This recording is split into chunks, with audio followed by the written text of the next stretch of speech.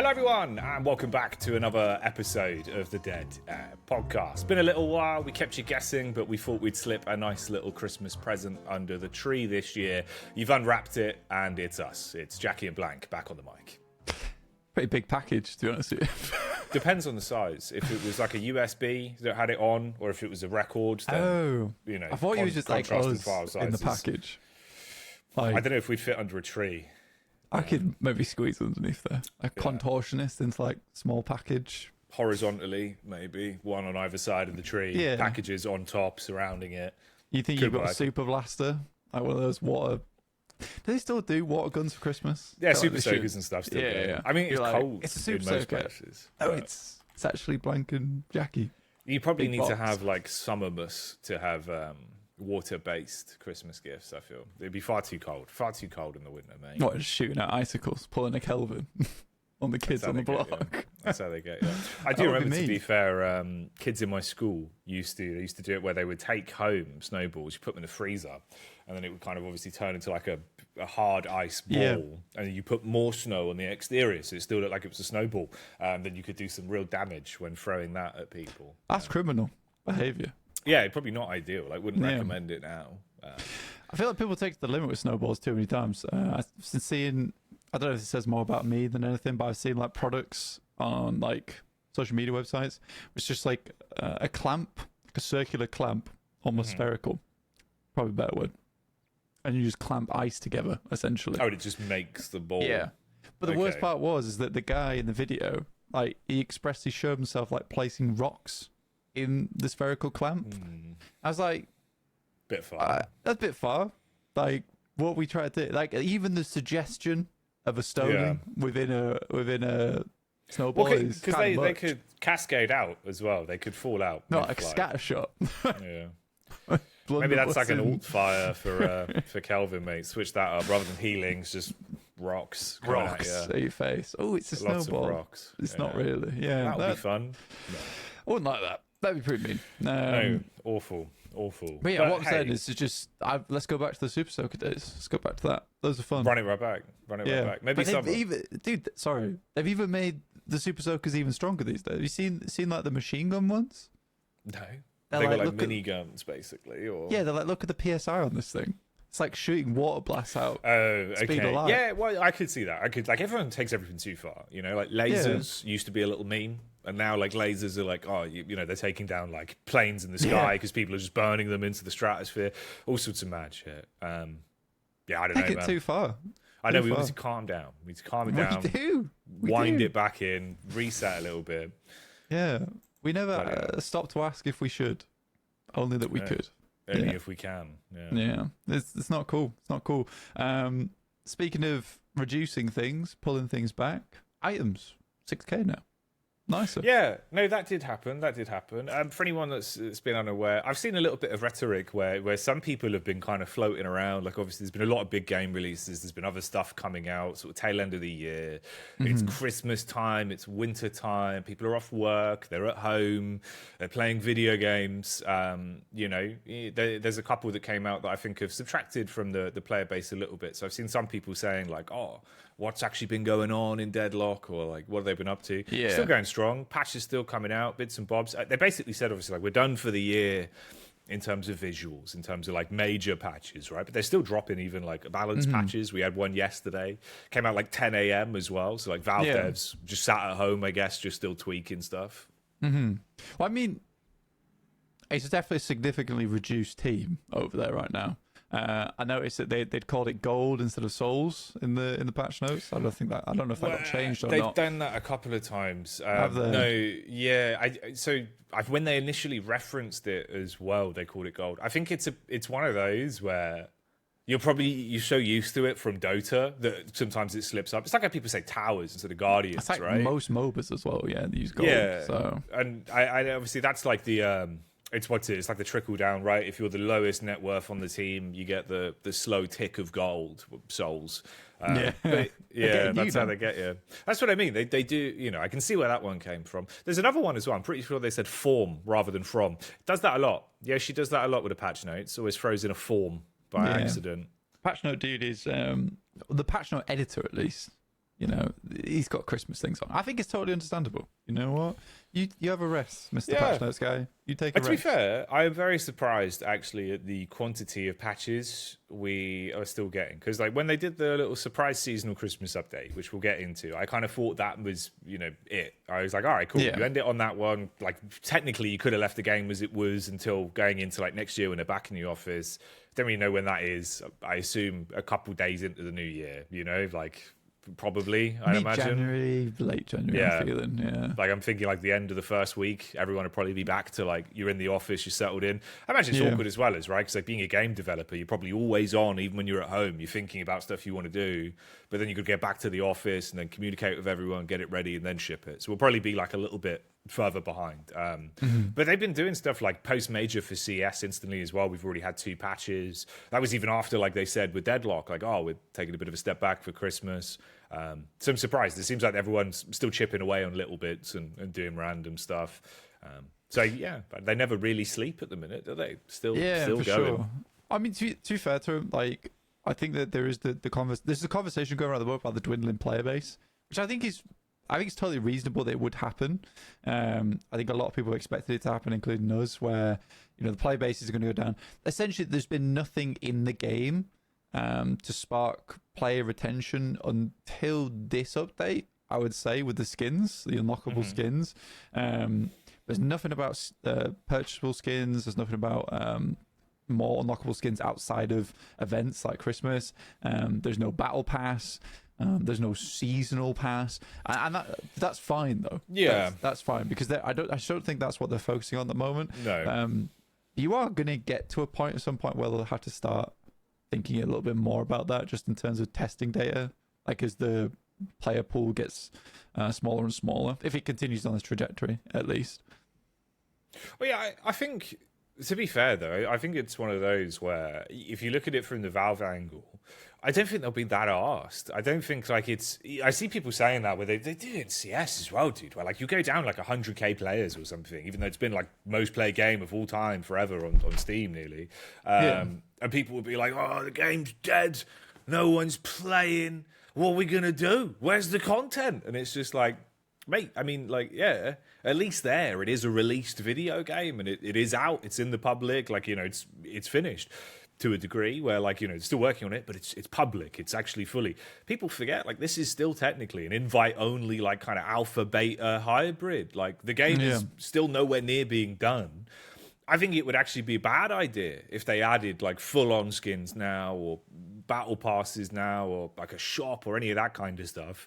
Because the game's not even done yet. Do you know what I mean? Like, you can see the contrast of, like, areas that get even slightly closer to being finished versus what now really does stand out as, like, oh, this is literally just a placeholder block of what a building will be. You know what I mean? That's, like, most of the map, but it's fine because we've had way less and now we're getting way more. And I think we justify more because you've seen that. Whereas other people come in, they probably just don't understand. Like, oh, this game actually is nowhere near finished. This is actually kind of really unique in a way where like Valve are building it with the community long term.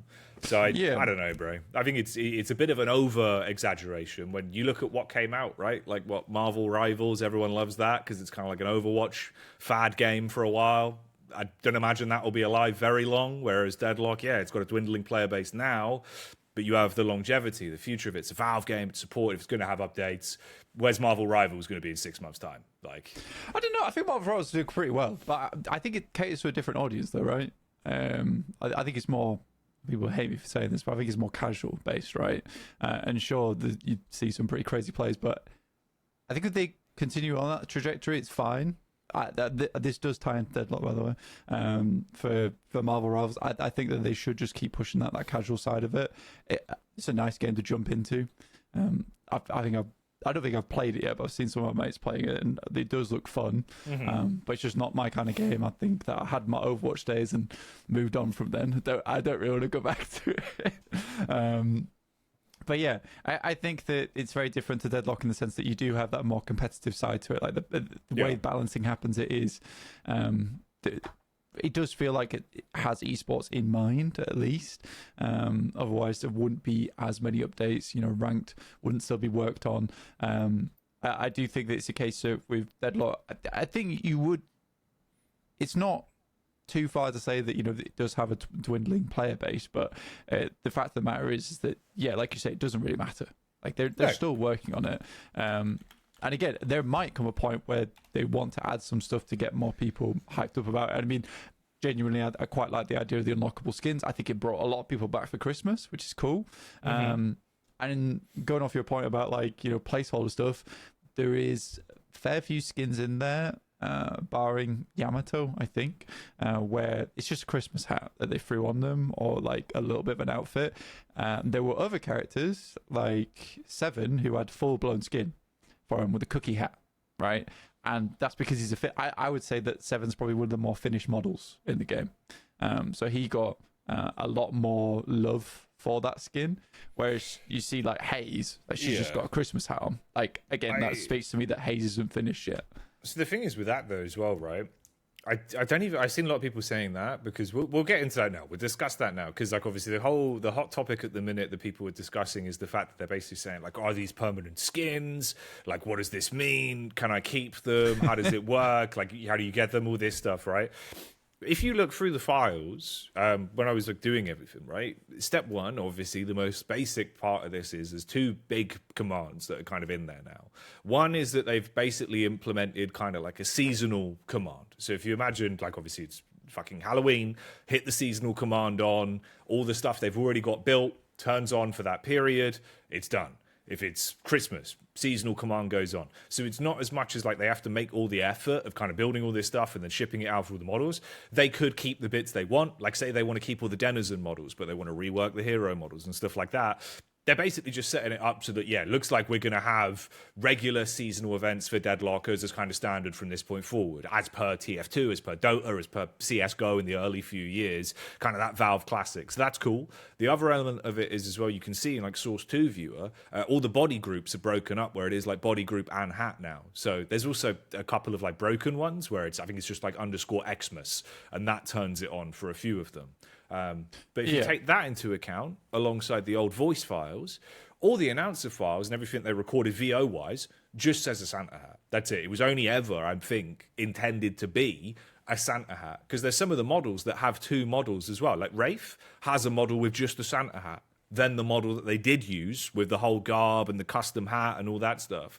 So I think initially they were just basically going to go, here's a little like one-off Christmas update. They've all got Santa hats. It's a bit of fun. Have that. But I think someone at Valve just had fun with it, bro. Because they've done the same thing with CS, where like they added a shit ton of new animations, basically. Yeah. Where they've like reanimated all the guns that have been there for like 11 years that were a bit broken. Added a new rare AK animation. Stuff where someone's clearly just gone, oh, I want to do this. Feels like it's the same thing with this, where basically they had an idea for just very limited Christmas update, akin to the Halloween update, but then took it a bit further. So I don't even think it is a matter of like this is a finished model or like these are permanent.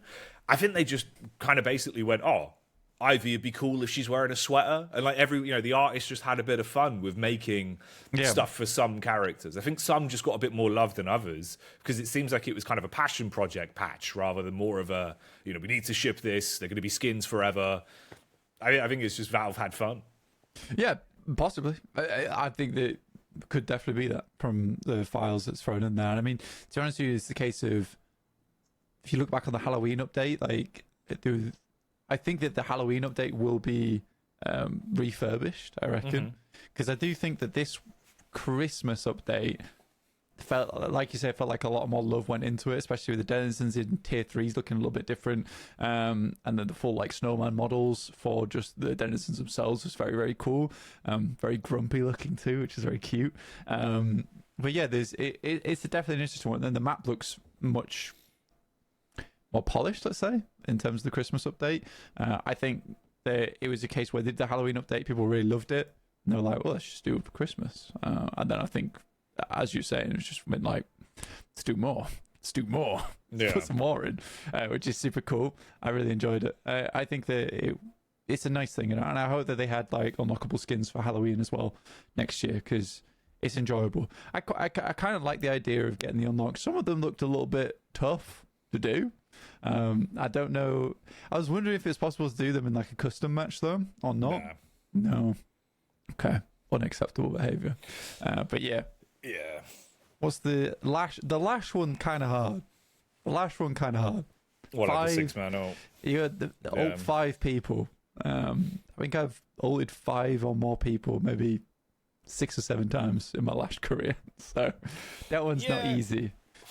The thing is, it's weird as well because, like, obviously it's kind of cool because it's very classic Valve. Like, especially with Deadlock, there's been so many updates where, like, you just haven't ever been told what they've done, right? They've just kind of gone, here it is, and like it works out because it gives me something to do. Where it's like, all right, let's have a look what they've actually changed. But this was especially a weird one where it's like, you're all kind of hypothesizing what the challenges are, figuring things out, trying that out. Not many patch notes that came with that one either. There was stuff changed. Yeah. There was stuff changed as well, quite a bit. There was if I literally remember nothing. correctly. Well, yeah. So like they even like the Christmas map got update, updated where they put basically on like York and Purple where the inner veils are. They put like a wall up that basically has a break in it now, so that you can't see the line of sight through the veil, so people can rotate out a bit. I don't know. I haven't really felt much of a difference from it, but that's something they changed. They never really mentioned. Like that was just thrown in. There was a lot of stuff they just did and kind of threw it out there and let people find it out, which was it's interesting. It's pretty cool. But yeah, it's a weird update. I think in terms at least of how they've done it, because obviously now you've got this rhetoric of people being like, oh, is it permanent? How does it work? I think it's more likely, being realistic, like probably not. I would imagine maybe you get something like a little badge or some shit like that, depending on how many you've got, because obviously it tracks like the little Santa hats based on how many you've unlocked. I could see him doing something like that, like you get the little coins in CS to remember sort of majors or events you've attended or maps. There's like the little bins.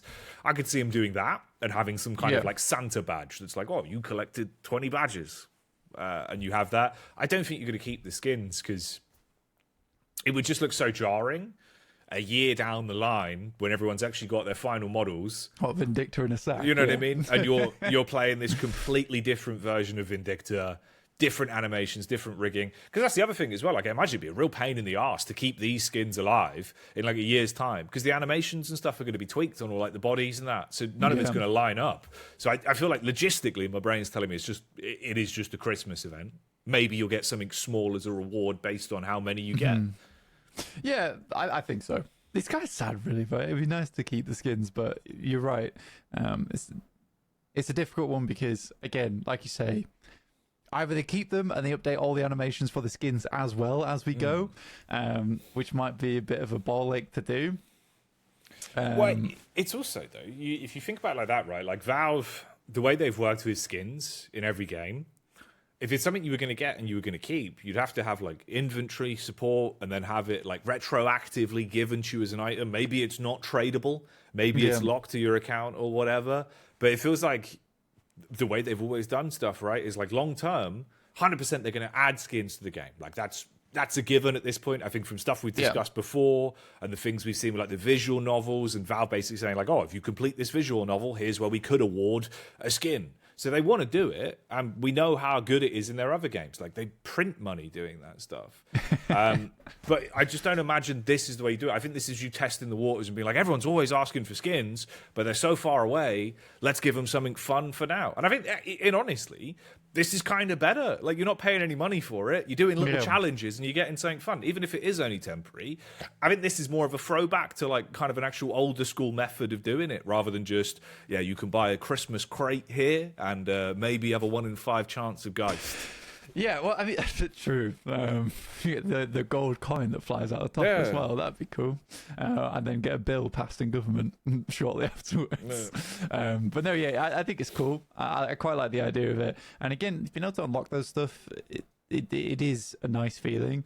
And it also goes back to the thing that I think we've said through a lot of our podcasts, is because there's no monetization in the game right now. There's obviously Valve want the game to be successful.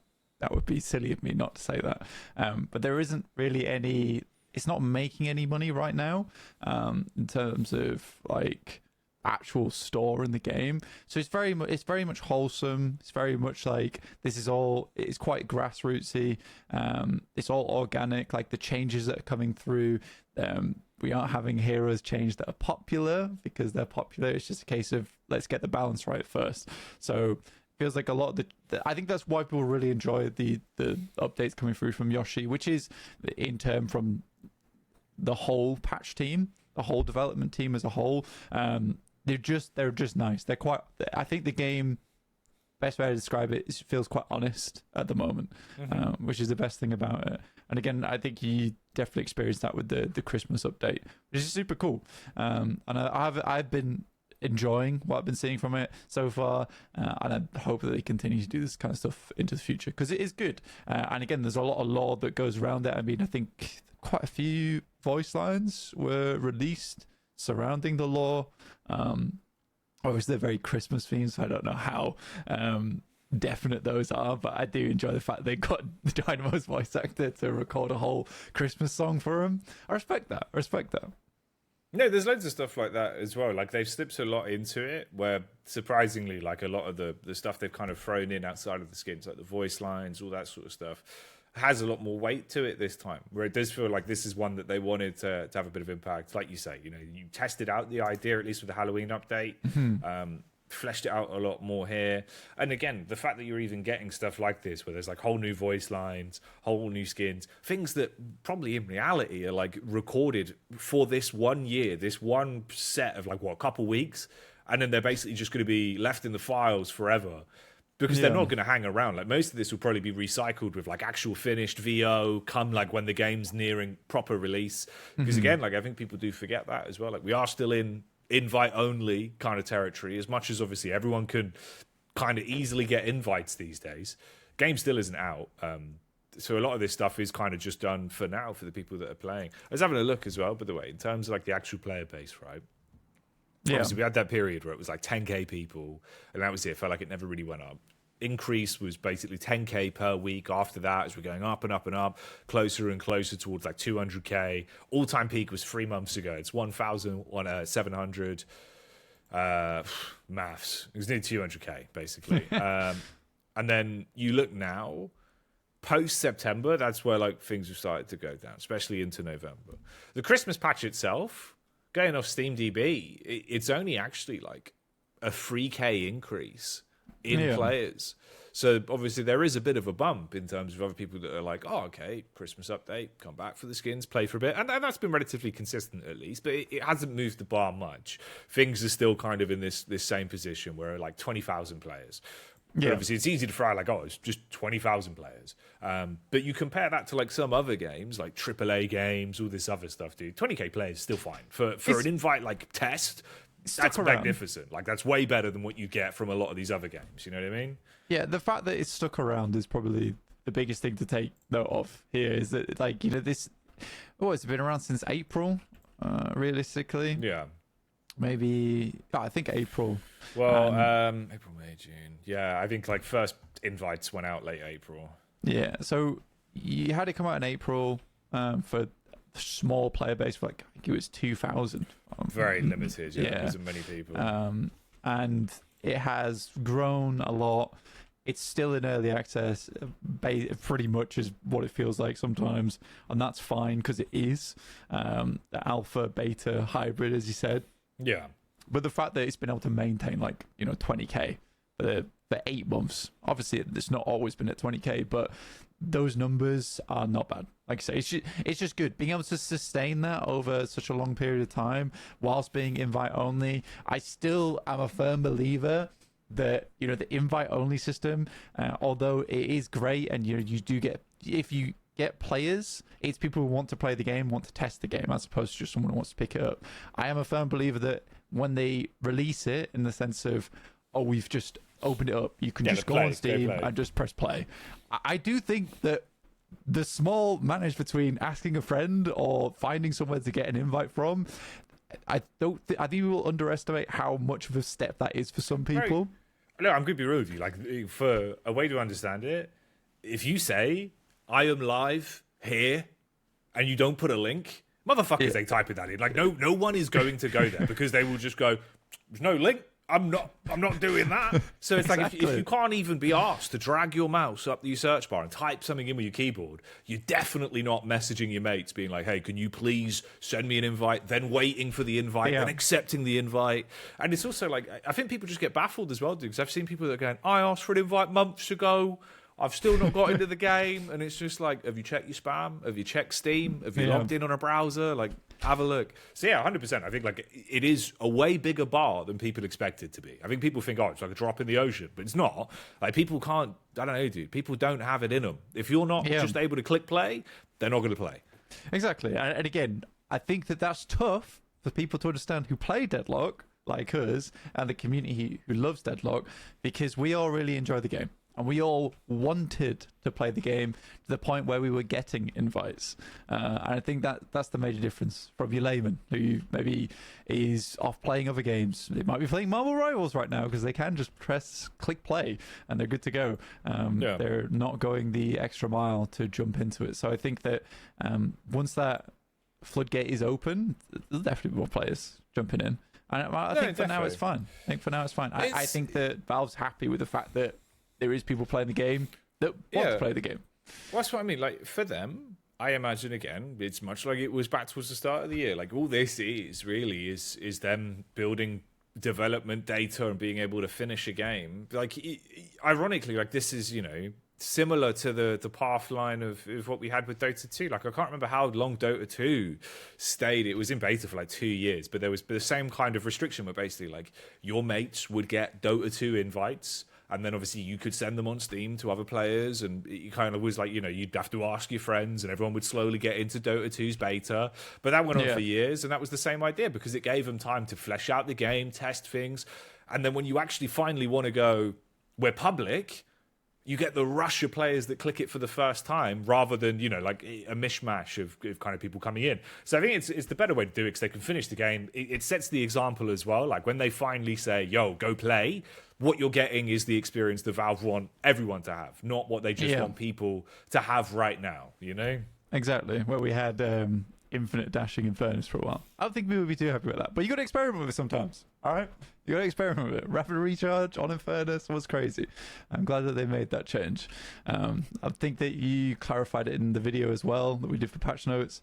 A case of it's weirdly worded, but it is a nerf. It is nerf. The way it's written, if you don't play Infernus, it sounds like, it charges for 18 seconds now. That's awesome. Know? But then obviously you get in game, it's like, oh no, it's just up the cooldown. That's it. Yeah, that was a weird one. I think that's like Infernus, Flame Dash Tier 3, changed charge time, increased from 15 to 18. But obviously charge time is just cooldown. But charge time on an attack that is charging kind of throws you off a bit. It does boggle a little bit. I mean, as soon as I saw it, I think I was like, that. So that's worded weirdly. It was worded weirdly, but I understood what they were trying to get across just because I played against it, and I was like, I think that they are changing that for the better. Don't want to deal with that. Yeah. I think change that you might have liked, Jacky, is the actual all the weapons now having names and little images on the buy menu, which is cool. It's been like that for a while. Has it? Yeah, it's been like that for like 4 months. 4 months? Yeah, dude. They did that ages ago. That was the patch where they changed. God, I missed that. They changed Yamato's VO. It was that patch when they updated her VO. I'm pretty sure. And I've added all like deep sea interpreter. I've never seen these. I can't believe I've not looked at them. That's so sad. I'm going through. Yeah, they're all all there. They're all in game. Each and every one of them is like slightly more unique. I think like Wraith's is called the Rake or something. Sister's Lament. That's cool. You've got a lot of Yamato. Stuff like that. What's the other ones? I'm just going through them now because I'm curious. I want to know what Lash is. Tail of the Tape.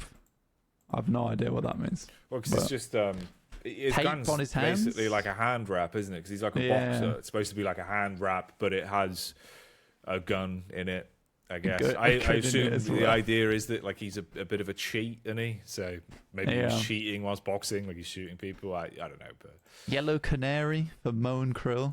I guess, does Krill count as the canary on the back? Wouldn't it just be more the fact that like they're moles. They go underground. You take a canary underground so you don't die. The carbon dioxide what builds up. Oh, dude. That's why they do that. You take the canary in because the canary dies first, and then you know to get out because they got little lungs. You've got the knowledge. Yeah, wait. I'm asking you these now. I'm going through. There you go. We can do like a little gun breakdown. Why Incendiary is it called remarks. this? That one's kind of simple, and we can let's glaze over that one first.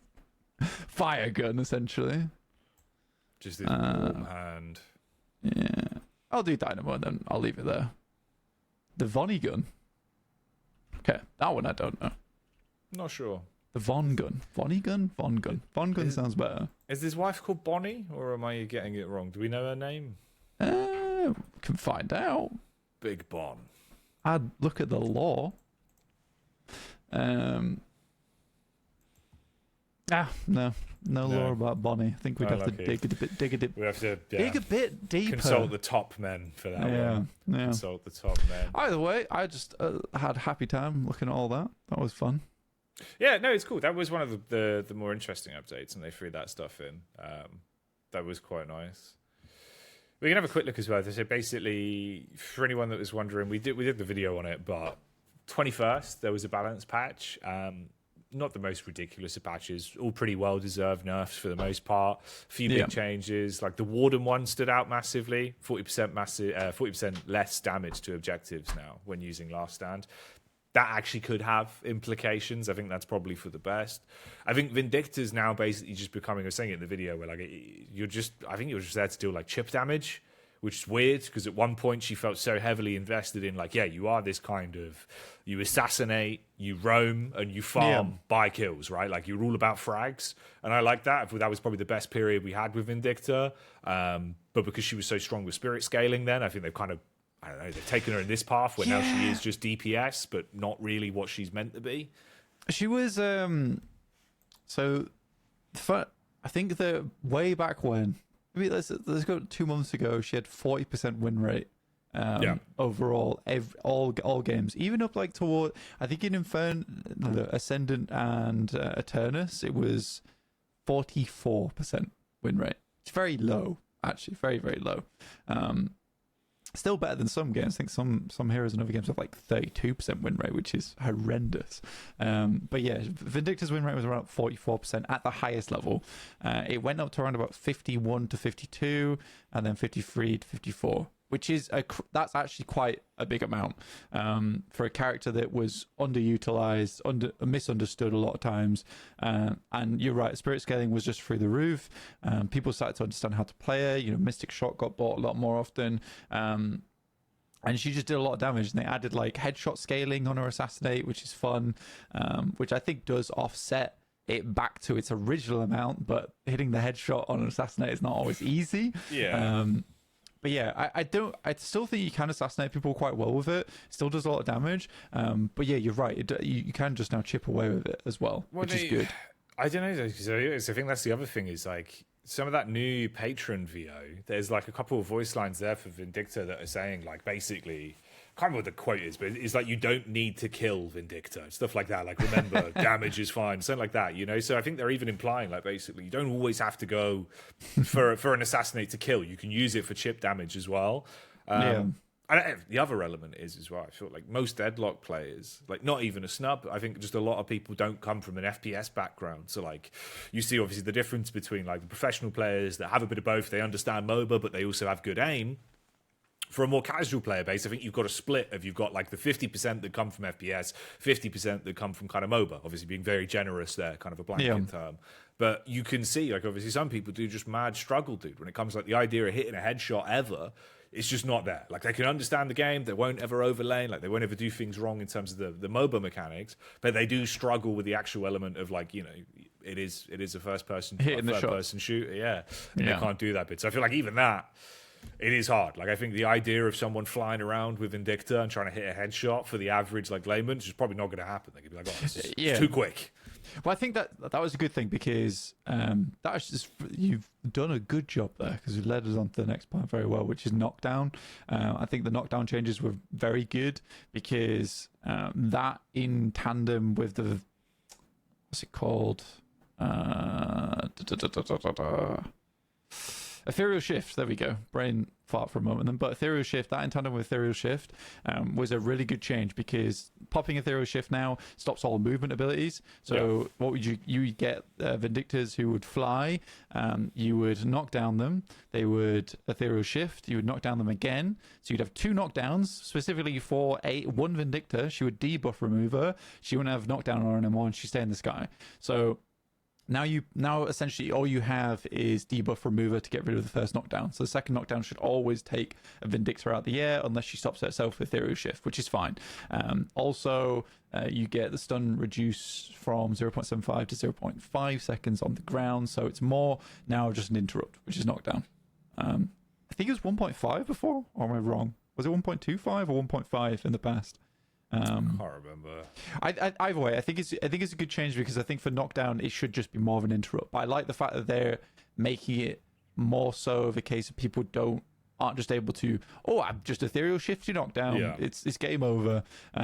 So you got people who use Vindictors or you flame dashing, you Ethereal Shift during flame dash. It's all good. It's all really, really good. And I think there's more options now for those really annoying characters like Vindictors to get really far ahead. It's like, even if we counterplay her with 2 knockdowns, doesn't matter. But now at least it does. So they're rewarding smart buys. Yeah. Because I think in the past it was a case of you could do all that you could to stop the damage coming through from some certain heroes. It wouldn't matter just because they had a lot of ways to deal with it. Too many ways to deal with it, in my opinion.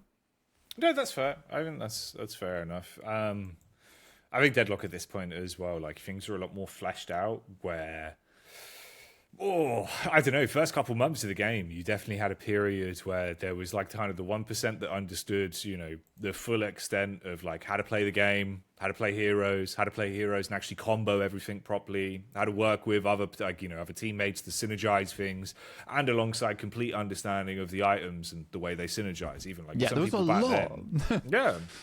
That's what I mean. Like some people back then wouldn't even buy actives. Like you'd look at people and it's like, I don't know what this is. Oh man, like, it's so funny you say that. I remember in our one of our first podcasts we were like advocating for actives, like you should be buying actives, and then how the meta has changed since then. Because now it's really like strong. Huge. Yeah, exactly. I think obviously it completely changes it because before, like, it was just passive items. People were just building for that. Like, I think fights in the actual game itself now have a lot more complexity in terms of like if you actually do have 6 people that understand each other, understand their heroes, get the right heroes for a veto, and can do everything properly. Like the synergy's there, and it provides for some very interesting gameplay. Some of it is probably a little bit too much for the average player, though, which is why I think fair enough. Roll some of it back. Like it probably is a bit egregious to go, look, we need the entire team with knockdown. Yeah, like I mean, you spread it across, right? You have a couple of decays, a couple of knockdowns, but you wouldn't want having 6 knockdowns is insane. But that's why I'm glad that they put it down to 0.5 seconds for ground targets, in case you can't just knock down someone into oblivion. At the most, even if you had 6 people with 3 seconds stun, which is kind of nuts, but it's nowhere near as bad as have it being stunned for like plus 5 seconds off of 6 of them. They kind of double whammied it as well, because obviously you fixed like the weird instances of slows going past the point they were actually supposed to. Yeah, and then they've changed it entirely as well. Where like the way they've worded it here with this is basically just saying like it won't physically drop below this point, but we've also modified it now so like slows are slightly less strong in general, which I think is good. Like I hate slows and silences. I think they're like the 2 worst S's in this kind of game. Yeah, they're horrible. I mean, silencer was just so busted and horrible to play against way back in the day. But yeah, slows aren't fun. I still think there should be slows in the game, and they are good for catching up to people. I can't believe that the minimum speed was assumed at 0. Yeah, that's rough, because I definitely have noticed that sometimes when you play Vindictor, you hit flight, because you're inherently slower in the air anyway. You get slow to the point. I've been slowed before as Vindictor where I cannot move the character. The character 100%. Will not move. I'm like, this is a route. This is not a slow. Yeah, like I'm trapped. I have literally been grabbed by something. Yeah, so I'm that's a really cool change, a really, really nice change as well, because they won't feel as bad anymore, but they're still effective. So having like the base move speed be 2 meters at the minimum, I think it's a really good change. I think it's just I genuinely think that's just an oversight on their part. because it feels like that's what should have been the standard. But I appreciate that they have added it in and recognize that it's a problem, which is good. I think that there's also some shield changes, but that's way more high-end gameplay. I think that, but that's actually cool, Jacky, because it means that they are looking at what the high tier players are doing. It's not all just catered around like, well, what is the average guy doing? What could be abused? The developers are locked in terms of what's happening in the Deadlock ether. Because what I think I watched a tournament recently where the first buy was either Spirit Barrier or Combat Barrier. Like it was one or the other. I'd be the first buy in lane, and you just take a big old trade and be like, haha, I win the trade because I have more combat shield. And then they'd regenerate after 18 seconds. You just play passively and go for trade again. So now it's up to 30 seconds down on the recharge. So those changes are nice, and I appreciate that Valve is actually like, this is a problem at high level. Eventually, it will trickle down to the more average level, which is not good for anyone. I think that's fair as well. Like, I don't know. It reads a bit more egregiously when you look at it. It's like, oh, it's only like double the length, basically. Like, it feels like a long ass time. But I do get it, and I think it probably is for the best. Like any of that kind of stuff. I think right now we're seeing more interesting changes where, like, a lot of this stuff, you kind of read into it and think like, those isolated changes, there's not that much, but when you add it all together, like, it kind of actually bodes that potentially things could be a bit better. I think kind of the game's been in a weird spot with a lot of the matches I've played recently as well, but it's hard to pinpoint Deadlock's issues right now down to like balance or certain things, because we also had, like, obviously this happened back when I was doing all the stuff in China when I was working with the CS RMRs, but and they just scrap ranked, right? Like, you pulled it all together. We weren't even here for that, so we couldn't really talk about it. But now we have one matchmaking pool, but you still have a rank, but it's not real, lol. And you play whoever you want. Mine just doesn't go up. I don't know. Unfortunate. It sucks because I really liked the older system and actually thought it was sick. And I remember I was talking to you about it. I was like, dude, this is just like a weekly ladder. You don't have to worry about elo because it's not real until next week.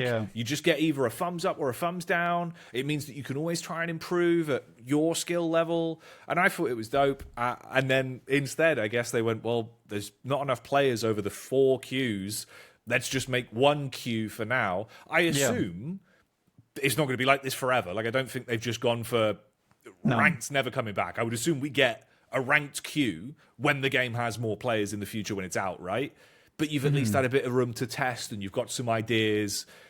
But I don't know. I think that one kind of really threw a spanner in the works where games got weird. After that patch, dude, like the game felt like it changed massively, not from an element of like, oh, the game's playing differently, but the games that you would play, it just got odd. You know what I mean? Like, you had a weird mix of people, and there's no way to get the right 6 on each team all the time, unless you were like pre-queuing. You can opt into like more competitive games, but that makes it worse, bro. I think that just makes it worse. Yeah, you do that, you turn that setting on. All you're asking, this is basically like the ream me out in lane setting. You turn that on, and you get 5 people that connect, and immediately just start going, "Why are you in my lane? What are you doing?" And it's just like, right, this is great. Like, everyone's screaming. It might as well be called a toxic Terry queue, honestly, because that's how it feels a lot of times when you jump into those queues, which is unfortunate, right?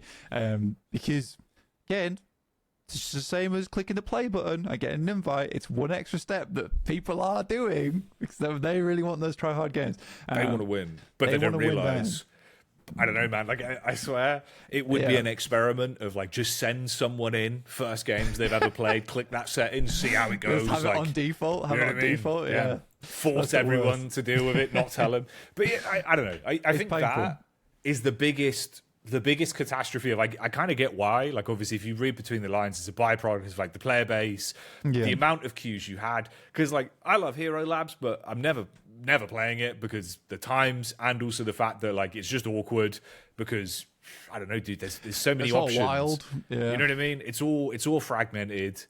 So I get why you've consolidated and you've been like, let's make one playlist. We still give them a badge, but now the badge doesn't really mean anything. It all feels very weird. Yeah, it is odd. So I think that right now the people having, I don't want to say having the most fun with the game, but the most true experience with the game right now are those in the Eternus Face It queues, where they have a veto system as well implicated. So again, I'm not there, sadly. I don't think I will be for a long, long time. But I think that those people, for the streams that I watch at least, they look more fun because it's a case of, oh, we don't want to play against this character. That's fine. We'll ban it out. They'll have a ban. I get to pick. And then again, it comes down to that case of you actually have well-crafted composition. I think they tried to offset that by adding a case of we'll always try and guarantee 2 frontliners in your queue, in your games, which is good. Again, you're right though, it's hard to do because the players are just not there across the multiple queues to justify having a veto queue, which would essentially just be full ranked, which I imagine will be released further down the line. It works well. I think that even Valve realizes it's working well because most of the players at the top level are just transferring across to the Face It circuits at the moment, which is fair enough, because those veto queues are very, very good. Just in terms of the health of the game and health of the matches. The thing that confuses me with that as well, though, right, is like CS, kind of the whole ecosystem of that, of like higher skill ceiling CS, right? Like you kind of graduate from, you play some matchmaking, you play some Premiere or whatever in CS2, and you start playing Face It, you rank up on Face It, and that's where you do the majority of your games, because that's where like the better players are. That's the established ecosystem. And like Face It owned it with that. You know what I mean? Like they made a good platform. They were there at the right time. Locked it down from like 2012. As soon as the game came out, I think they were doing Quake stuff before that. So they prime time position. Yeah. Obviously, they're like a behemoth now of the industry, right? And like they do good stuff, so people are going to know about the name. So them making the heads up decision, obviously, we were working with Face It, we're talking with Face It, we're going to be doing stuff with them in the future as well. Like we're also, because the platform is good and it's the right direction to go in, with offering a separate competitive queue, that in this element, it's not clicking a button where you do just get toxic people. It is more like, there's accountability, right? Like if you join my game and you're an absolute tit, I can report you and then it's dealt with. Whereas, like, you know, people want to play there for a reason. There's different leagues, all sorts of ecosystem stuff going on there. But the weird bit is that I don't get from Valve's side is surely you just want all the players on Valve servers playing Valve ranked, doing things in the game. It's way too late for CS, right? But with Deadlock, it felt like, oh, okay, they've already established that early. I remember even when we had a call with Face It, I was saying to him, like, hey, look, things are super fragmented right now, where you've got some players in unranked, some players in ranked. Wouldn't it be better to get everyone on Face It in kind of like an FPL? So you got like a pro queue just for the pros, right? And they were like, oh, maybe down the line that could be something. They didn't even need to do that now, because Valve have basically just gone, go play on Face It. If you want to play ranked, just go. So Valve have just pushed everyone there anyway. So Face It literally nailed it by just offering a service ahead of time. So they've literally owned it, dude. Yeah, and to be fair, I don't think Valve's massively bothered about it right now, because they're just like, well, that's giving them a platform to play on. We're still getting data from them regardless, so that's fine. So if they keep playing, and then we can work on other things right now, as opposed to a rank queue and a veto queue, which I imagine just needs more work in general to be implemented into the system. Again, it absolutely should be implemented into the system. I agree with you. Like it's all there. I'm not saying it's simple to put in, but for a MOBA like this, it just makes sense to have it. I think it's particularly confusing because you went as far as to do steps 1 through to 5, and then went, actually just scrap it. Whereas, like, if they did steps nothing through the nothing, I would have been like, all right, cool. They just, they're going to stick with the pure focus of this is a test, keep it open, keep it everyone on the same page. If you want a more competitive experience, there's platforms to find it on. You can go do that, But it's just the fact that they started it, and then that one patch, dude, out of nowhere, it was almost just like thrown in where they kind of just went, yeah, by the way, it's gone, but not really. Yeah. It was like, what do you mean? Again, I think I would say that I was part of the problem. Because I was a big advocate for ranked queue. Everyone was screaming for it. Everyone was really, if I look back now, I would honestly say to myself, you think you want it, but you don't. All right, you really don't. Because I'm okay to admit that, because genuinely, I think if kept it in a casual state, it actually would be.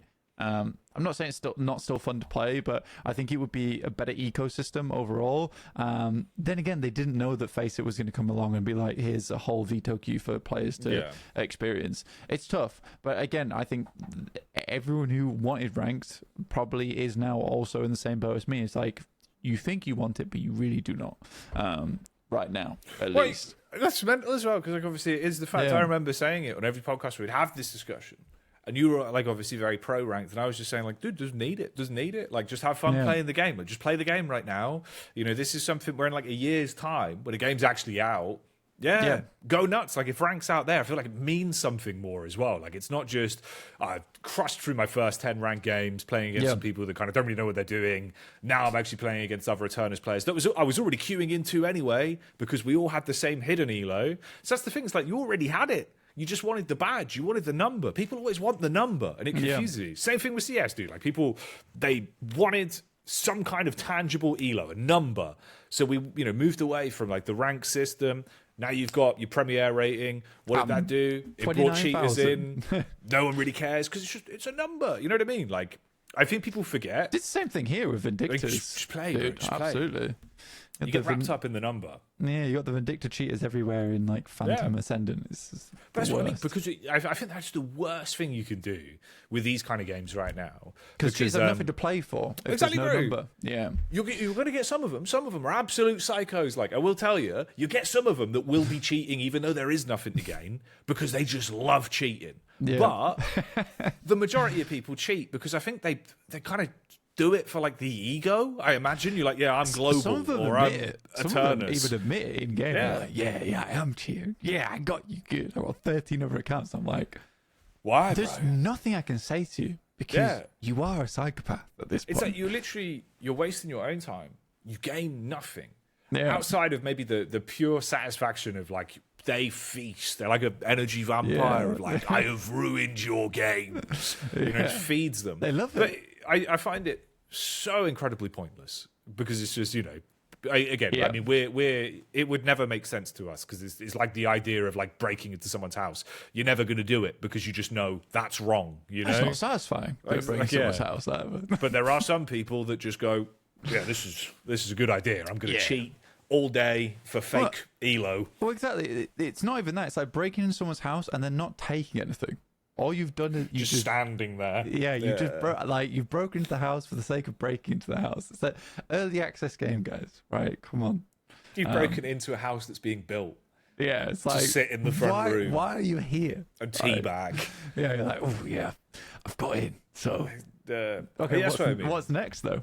I find that so silly. So I think that actually for me was one of the weirder decisions. Yeah.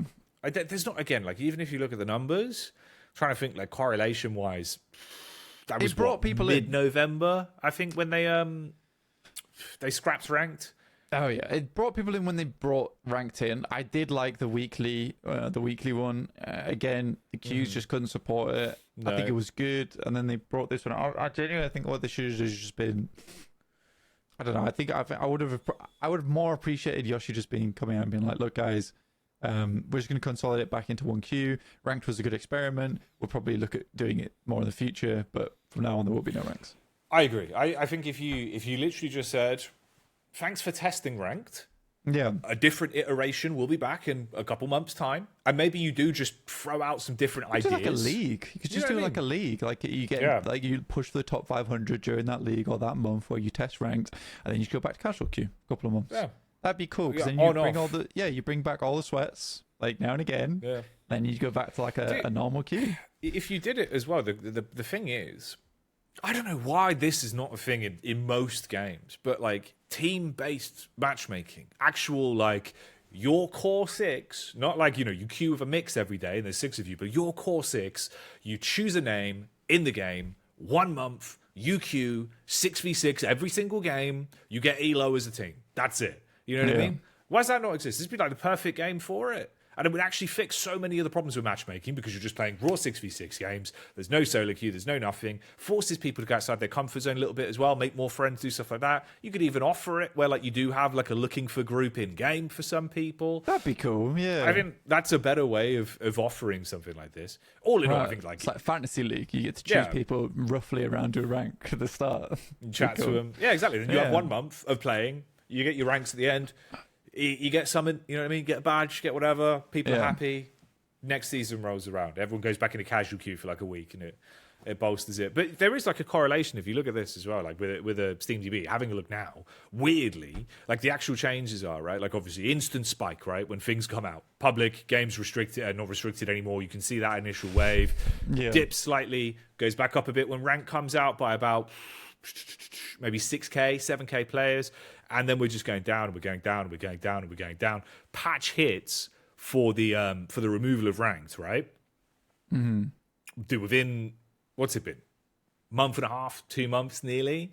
From then you've lost half the player base from about 50K average down to about 20 to 18K average. Yeah. So not saying that is the correlation, because obviously we spoke about the fact as well, like Path of Exile's come out, Marvel Rivals exists. Like these are games that would prey on this player base, because I think you've got a lot of overlap with like people that like action RPGs that play Deadlock, people that like kind of, you know, payload based, whatever the hell you do in Marvel Rivals type games, you know what I mean? Save people, dude. You super people, super villains. Yeah, I've just seen a lot of people playing as a shark. That's about it. I keep hearing about this, baby shark, little dog, like Jeff, dude. What was his name? Jeff the shark. Yeah, people like the slight tangent. People like super happy about him. And then like, oh, he's so cute, so sweet. And then I've looked at the gameplay of Jeff, and it looks like the most cancerous gameplay I've ever seen in my entire life. Like, coming from an Overwatch background as well, I'm like, that is disgusting. Why do people like this character? Like, other than the fact that he's cute, gameplay is evil, straight up evil. So yeah, it just shows you if you make a really cute character, people will like it regardless of how it plays in game. I don't know, man. It's the way it goes with that. But yeah, like, there you go. We've solved it. That's why things have been going down a little bit. Christmas, Path of Exile, Marvel Rivals, Weird Shark Dog, and probably something to do with ranked in there as well. Hybrid alpha beta. I think most people wanting to play the game have got their invites, they've played the game, and now they're just waiting for a full release, and they'll come back now and again, and that's cool. And they still have the core audience. That's the thing as well. Like, I think a lot of people are very short-sighted where they think this is it, and like this is the game, and this is what it's going to be, and like at most we're going to get all the heroes added, and the game is polished, and it looks really pretty because everything's got its final art pass. Which we will, but I also think, like, remember as well, dude, this is the company that brought you like the Left 4 Dead mutations. They brought you skins that they fucking tested out in TF2, you know, made millions with in CS. They've got a lot up their sleeves for things they do. And it's also Steam Workshop. All of this stuff that Valve always utilizes in their own first-party titles, right? You look at Deadlock in probably 2 years' time from now, you could have maybe 5 different game modes. You could have the dating sim, visual novels. You're unlocking skins through that. It would actually be mad as well if they did go as far as, you know what, maybe we're wrong. Maybe these skins are permanent, and the way you get every skin in Deadlock is actually by unlocking them, like you used to in a game, not buying skins. Valve will never do it, and it definitely won't happen. But if they did, that'd be nuts. Very cool. You know what I mean? Hell, well, even if they just had skins. Yes, exactly. That's what I was saying. You just have some skins that are unlockable, like some pride pieces. That even if it's just a case of you get to Phantom, you get the Phantom skin for that season. That'd be cool. Yeah. I'd enjoy that, and that's good. I mean, I think when League of Legends did that, people were pretty happy. I think they still do it now, but either way, that's some fun stuff that can be added. Even just little challenges, like specific skins for heroes. You just do a challenge where you get that skin outright, and then you can buy the more expensive ones if you like. Doesn't League of Legends just sell skins for like $500? They do. Yeah, so I think they released a Lux skin, and it didn't sell very well. And then they were like, probably not going to do that again. And then I think they released was it Aurelia or was it Ari? I'm having a look. It's some sort of fox woman. Yeah, Ari. Yeah. There you go. Yeah, I used to play her a lot. Yeah, so I wouldn't pay $500 for her. I'll tell you that now. Yeah, you need $500 worth of Riot points that gives you the highest quality version of the skin. You don't want a lower quality version of the skin. Like, if I'm getting a skin, I want it to be 100% quality. Like, if you're in for a penny at that point, you're in for a pound. Like, this article was ironically written by Mike Stubbs. Shout out Michael Stubbsy. Good lad. Working Mike for Stubbs. Forbes on this one. Yeah, he's a good guy. I've known him for a long time. Journalist. There you go. Interesting. Didn't expect to see his name. But yeah, that's mental, dude. $500 for a skin. Like, contrast there, if that's a Valve ecosystem game, you pay 5p for the skin. 2 years' time, it's worth $500. Yeah, true. Like, true. You know? They do have quite expensive skins, though they're not sold by Valve. No. Sold by the players. Exactly. It's Who like- have some mythical idea of how much these items are worth. Well, a lot of it is just like market research and stuff. It's mad to look back at because it's like the idea of skins in Deadlock, if it does blow up in that way, you have some people that, like, if you're in at the start, dude, I would literally just say, like, buy everything. Just if you've got the disposable income, buy 2 of everything just in case. Because, mate, I look back and I remember, like, living in a flat in Blackpool. The day the 50% off or 75% off it was for the very first iterations of the capsules, the Katowice capsules, at 25p each. You look back and you're like, dude, if I just bought 100 of them, that would have been like, what? Fuck all. And then you had literal millions now. Like, it actually would have converted into millions. 25p per capsule. They now sell for 60 grand, Blank. 60 grand per capsule. I remember having loads of these. I had loads of them. I've looked back through my Steam list, bro, and you check it out, and it's just like, it's awful. There's like millions that was never real money because I just sold stuff off and I was like, well, this is worth 15p. Like, and you look back and like, it's 70 grand. Yeah. They're at 70 grand, though. That's crazy. Dude, that's how they get you, bro. That's like the Bitcoin thing is even more secure than the Bitcoin, right? You have like, dude, like CS skins were. Do you wish that like, you bought all that stuff and then quit playing CS and then come back to CS in 2024? Probably not, because then I never would have had a job. And then, yeah, it's true. You know, it's my life. Then you would never have the job again. Yeah, exactly. That's true. I wish I had bought like £1,000 worth of them on an account. And then never remembered until this, like today, and then logged in and been like, "Oh my god!" You know, my crypto wallet password. Yeah. Ironically, that is like the Steam equivalent of the guy who's like lost his hard drive and he's saying, "I'm going to empty out a whole." Have you seen that, by the way? There's like a dude that's lost his crypto wallet. This is like 5 years ago, right? And about 2 billion on there apparently, and he lost the hard drive. Threw the hard drive in the bin.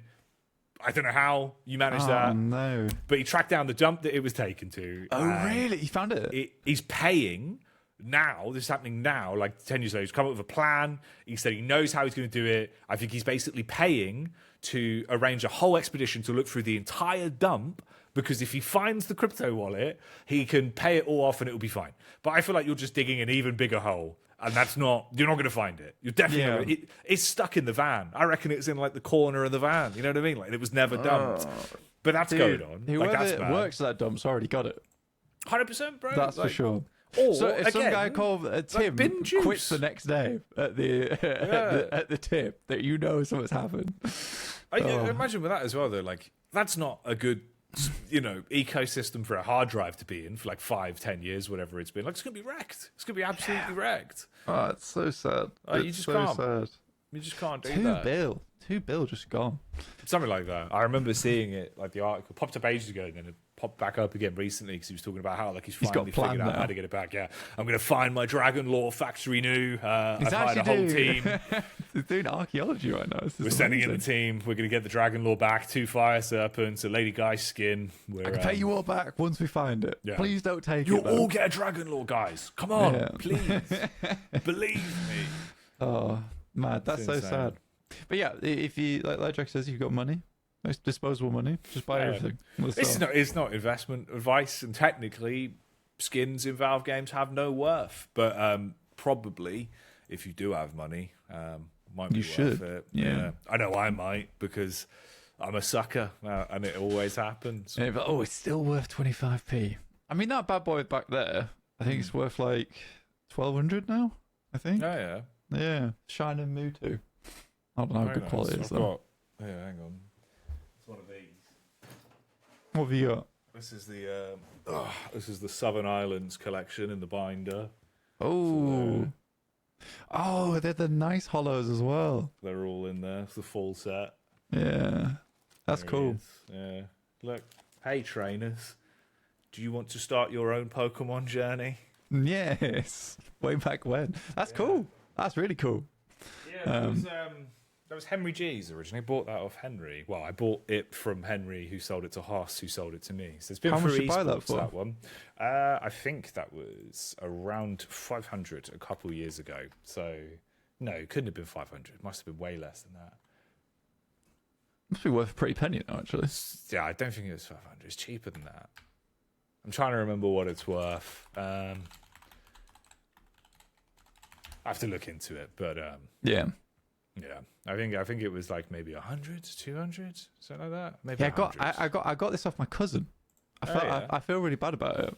He's like, "Do you like any of these Pokemon cards?" And I was like, "Yeah, quite like the colour of that one." And then this was ages ago. And I think I've messaged him a couple times. Do you want it back? And he's like, "No, it's yours." I was like, Keep "Okay." that. That's nice. And we're like, "Yeah, it's only worth like 70 quid. It's not worth anything." Yeah, I do feel bad about it. I do feel really bad about it. But alas, There you go. it's That's in how the they collection. go. Yeah. Weird little things that you can buy that for Yeah. some reason attribute money. It's a weird world we live in. Of what It really is. Katowice worth- stickers and worth currency. Mewtwo small Mate, cards. Even like the CS pins, bro. I still remember, like, if I would have been at Bring it all this way. thinking about it from like a different mindset, Yeah. you know, these Mm-hmm. you bought them from the majors basically, and like you could buy a blind bag and you'd have them in, and then obviously they'd get an item in game with a scratch code on the back. Real life loot box. Nearly had like the full set and everything, right? And now, like, if you actually did have the full set with the pin, like unscratched, you're looking at like thousands upon thousands. You probably get like 50 grand for the whole set just with the pins. Wow. If you've got the codes as well, that's worth even more. Like, yeah, I don't know. Valve stuff just always seems to just go hard. Like, they just kind of. They got a good player. They got good fan base. Sorry, good community that respects their stuff. So it's cool. It's very, Well, very you see cool. that even like with Deadlock. That's kind of the funny things with our videos, where like some people will come in on like a patch notice, and they'll be like, "Oh, game's dead. Game sucks now. What a boring game." Blah blah blah. And everyone will just be like, "What do you mean? What do you mean?" Like going in on them instantly. You know, it's like everyone's there waiting in the wings, just being like, "Don't ever speak ill of this." Yeah, like it's good. Yeah, I respect the haters though. I do respect the haters as much as I respect the fans, because at the end of the day, some of the guys that have thrown some shade at the game, like, they do want it to improve. They just want it to improve. They want it to be better, and that's fine. At the end of the day, I also respect the people who are really, really big fans of the game. But again, I do think that Deadlock appreciates and will continue to appreciate feedback. They have implemented a lot in the past, which is good. it's also like it's just one of those games where it's not pump and dump 1 year AAA whatever, spend 70 quid on it please. It's this is a game that will probably be around for like 10 years minimum, with constant support to the ecosystem. Like, Valve don't tend to just throw things out into the world and then ignore them. You know, like this would have been dead Underlords 4 months ago. It would have been dead 4 months ago, for sure. Exactly. Like, yeah, there's a couple of games they've done that with, but like it was what Artifact and Underlords were kind of like the only two, and that's when they were just testing ideas and it didn't really work. Like, they got unlucky. Underlord's still sick as well. I love Underlords, play it on flights all the time. Objectively is the better TFT, but unlucky. Riot stole that one. They'll be stealing Deadlock soon, I'm sure. They'll be coming out with something that basically rips it off, I'd imagine, in the next couple months. I think there's already tons of projects very similar to Deadlock. They're pioneers, the Valve team. I give them that. I give them that. Dude, they've always done it. Like, they're the reason why like linear FPS experiences with like actual storytelling became real. Like, Half-Life changed gaming forever. Valve have always nailed it. You see all the TF2 comic stuff? Yeah, they released it finally. Since, Yeah. I think it was like 2017, 2015. Crazy was the last dark. one. Crazy dark. I didn't expect that. I was like, oh, that's kind of some cool lore about TF2. Which... Same fun for that, actually. Yeah. One of the artists that worked on it Yeah. usually does art for Dota 2. I found a whole load of stuff. There's a lot of Valve devs. It's just Blue Sky. Like, all on Blue Sky. None of them really use Twitter. Fair enough. Like, Twitter's pretty angry against Valve devs for some reason. Everyone just dogpiles immediately. Yeah, fair play to them. The Twitter sphere is very aggressive, especially in like Counter-Strike and Dota and stuff. So they're on there just posting stuff that they've been working on. But it's like a whole load of artwork. There's like, I'll link you some of this. Like, this is stuff that they've been doing. Excuse me. So this is by one of the same artists that worked on the latest episode of the TF2 comic. So they're clearly doing a whole load of stuff for Deadlock that also just hasn't been shown. And basically, for the audio listeners, I've just linked blank a whole load of Deadlock art that's been drawn by one of the Valve artists. Oh, that's so cool. Who's the guy with the fire on his head? That's what I want to know. Through the Guy with window. the flower on his head. Fire.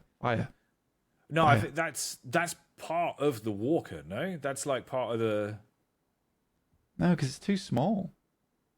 No, but I think it looks like it's been like ripped off the walker or something. Because you see where the walker's like. I don't know, bro, but there's something there. There's something there. He's that great, Alan. Yeah, he's tiny. He's so small. Small guy. Like, they've made him tiny. It's kind of funny how that's like a real streets shot of New York as well, by the way, with like a Guardian in the background. And oh, so like almost like the Guardians are almost like the police force then, in that case. yeah, it feels like it. Like, they're there to keep tabs on everything. Because look, this is just even this. So this is like a diner that I would imagine would be on York Lane next to the Walker on the curve. So it feels like it is just a normal city, and these are just like things keeping the peace, basically. Oh, that might be a Guardian then, with like the candle, on, like the fire on top of its head. I might just be reading into that too much. Yeah, it's cool. That's really cool. It's interesting. It is interesting. But yeah, that's some art that obviously I don't suppose many people have seen. I'll throw that in the comments, or I'll throw it in the description, and maybe put pictures up on screen or something. But yeah, that's really cool. That's Michael Schillerday. Yeah, cool work, dude. Hawked coffee? Hawk toffee? Hot coffee. Hot coffee. There we go. Hot coffee. I don't know where that was throwing me off. Hot coffee. Hawk coffee. Yeah. Like hawk, but hot. I thought it was hawk toffee for a second then. Yeah, same. But this is an artist that I don't know if he works with Valve or he's just a freelancer that works on data, but he posts a lot of interesting stuff. So I checked that out. One of the artists that worked on the latest TF2 comic. Seems like he makes some really cool artwork. There's a lot of stuff. Yeah. A lot of stuff there. Cool guy. But yeah, I thought you'd enjoy that. I thought that'd be interesting. Yeah, I like them. They're really cool. They're really cute, actually. I think I quite like the. I think quite like the beach scene the best. Yeah, it is. It is good. But again, it's not like burying Dynamo. reeks of that could very easily be like a summer update. By the way, you know, like that kind of stuff. Like everyone in nice little outfits. Actual bikini Vindicta. What? Yeah, that's what I mean. Like Ivy's wearing a dress. Also, even there, by the way, even on that picture of them at the beach, look, the beach coastline is full of Guardians. Yeah, the Guardians all alongside. I did notice them as well. Quite cool. But yeah, it's interesting. Mr. Hot Coffee, give me some more lore. More lore, sir, please. More Tiny Talon as well. Yeah, I do like that. How he's like a little mobster. Yeah. Like, that's not bad. That looks kind of funny, actually. I feel like he needs something done to him because he is still, him and Yamato are by far the most jarring Neon Prime holdovers compared to a lot of the others. They big time need an update. I mean, Yamato does. They have such cool concept art for Yamato. I think that's the thing that's frustrated me the most recently about Yamato is that the concept art is so awesome for Yamato. It's just not there yet. It's just like, please release it. Please, I'm begging you. But I don't think it's going to be released anytime soon, sadly. For us? I don't know. I could see it coming. I said that about a lot of things, though. Yeah. And they've released like the next day. So right, yeah, that's what I mean. Every time we do this, we're like, oh, ranked will be a few months away. This will be a few months away. It just pops up. Yeah. Maybe that's how it works. Maybe like if I just say it enough, I was like, yeah, we'll release it. Do it anyway. Well, cause it's like that with that Abrams skin that I found in the files, and then that's gone now. That got gutted after I made that video about it. It was ripped. Like all the files for it have been removed. Mm-hmm. So I don't know if they even intended people to see that early. But obviously we knew, like Yoshi said ages ago, like we intend to basically redesign every character model before the game comes out. Like none of them are the finished models, which makes sense. You can see a lot of them are still work in progress. Yeah, for sure. I think the Haze one will be cool when it's fully realized. I think that even just the hair model there needs a little bit of work because you see a lot of Haze on the concept art on the loading screens and stuff like that, and she looks really cool there. Just not in the game yet. It's also like her hair. I think like you've got like the volumetric smokes and stuff. It might be a little bit resource heavy, but imagine like if it was literally like the smoke from CS where it looks like actual smoke, it ebbs and flows rather than being like a prop, for the model. Like that could be it'll get changed. It'll get changed. I'd quite like to see like little tendrils, as if it was like wavy hair type of deal with the smoke on. We'll see what happens. But yeah, I'm definitely excited for the future of Deadlock, and again for us at Dead Air, like next year probably more stuff be happening. I think 2025 will be a big year for Deadlock in general. But for right now, that was the last big update from old Valve, and we'll probably be back at it again early Jan. Let's hope early Jan.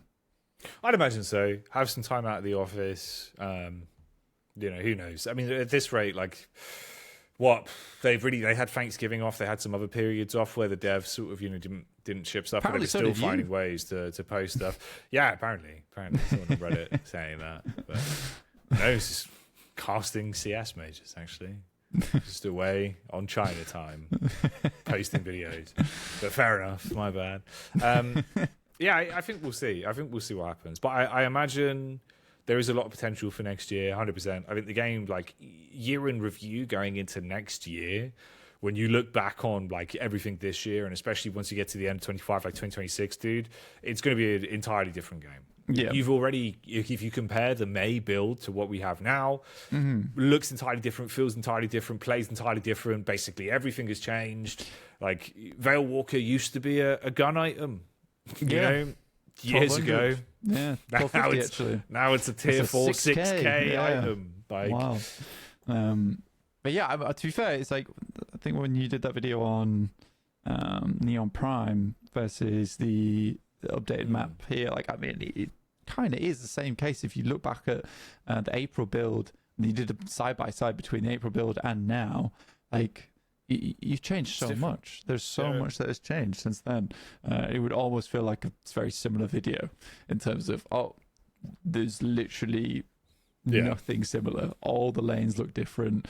All the mechanics are different. Guardians behave way differently. Walkers have a much more strength now. It's cool. It's cool. Yeah. Big pit also, as well. There used to be no pit.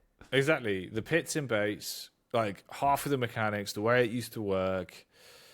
It is a very different game. It's a very, very different game. I think even on, like, a minimal level to, like, the big scale, you can see there's differences. Even with that as well, by the way, like, they have actually been fixing some stuff they just haven't been documenting. Like, I don't even know if people have figured this out yet, but basically, like, you can preset, like, cam paths and cam paths in Deadlock. So you could have, like, a camera position that's like, blue lane guardian, purple lane guardian, mid boss, spawn, stuff like that. And you used to be able to bind them. And, like, early on, it worked. It worked for, like, a couple of patches, and then it was gutted and it never came back. It's randomly back. It's back now. So really? You can, like, they fixed it. I don't know when or why, but it was at some point with either the Christmas patch or the patch before that.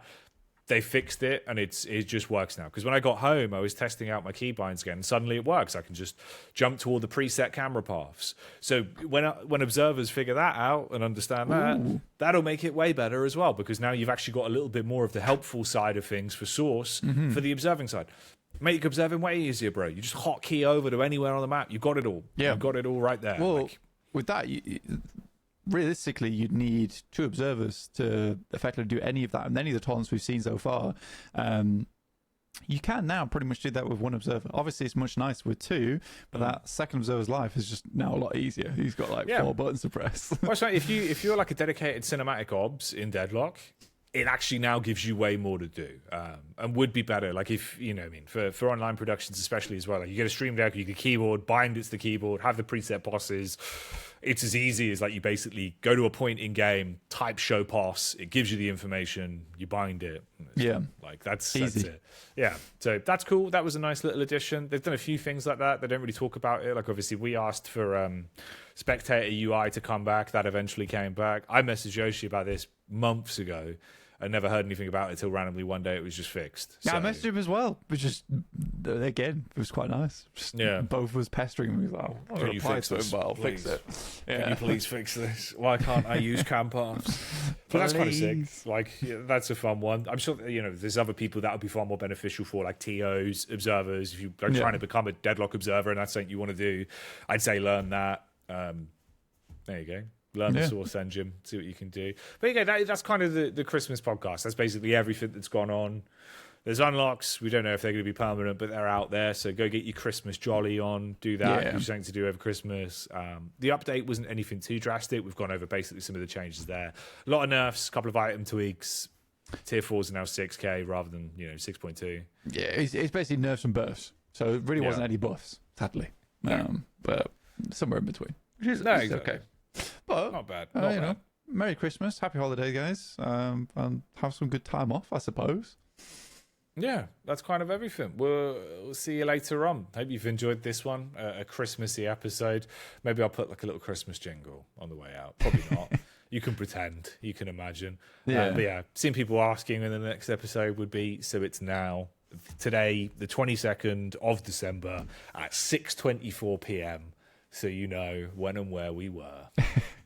Happy birthday. Goodbye.